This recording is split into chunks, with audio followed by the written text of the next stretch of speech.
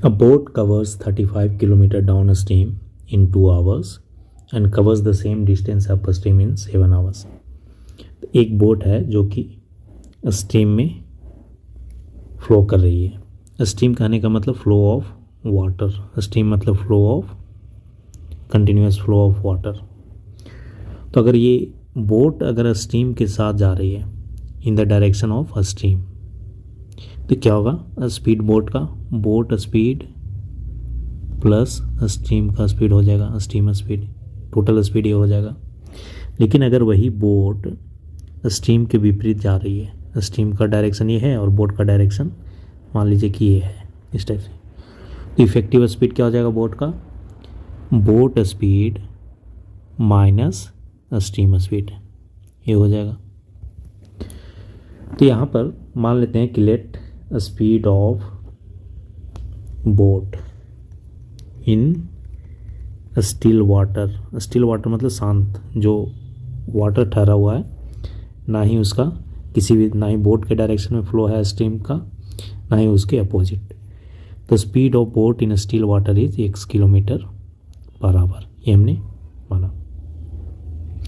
And speed of stream मान लेते हैं, stream equal two kilometre per hour. Speed of boat in downstream क्या हो जाएगा, डाउन स्ट्रीम कहने का मतलब स्ट्रीम के साथ में, स्ट्रीम के डायरेक्शन में ही अगर बोट फ्लो करेगा तो इफेक्टिव स्पीड कितना हो जाएगा, x plus Y 1 kilometre per hour हो जाएगा।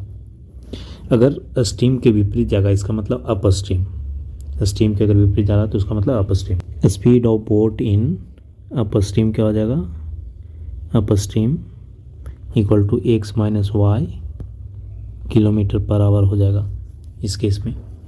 अब यहाँ पर देखा कि अगर 35 किलोमीटर डाउन स्ट्रीम ट्रेवल करता है तो 2 आवर्स उसको लगते हैं। तो हम जानते हैं कि टाइम बराबर क्या होता है, time equal to distance divided by speed, इसी फॉर्मूला को हम यूज़ करेंगे।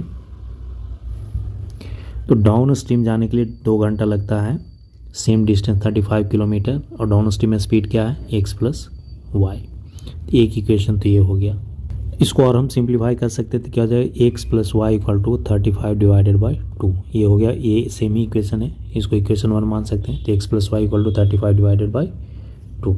नेक्स्ट अप स्ट्रीम 7 आवर्स उसे लगते हैं सेम डिस्टेंस ट्रेवल करने में, दैट इज 35 किलोमीटर। तो 7 इक्वल टू कितना हो गया, 35 divided by x minus Y, ये हो गया।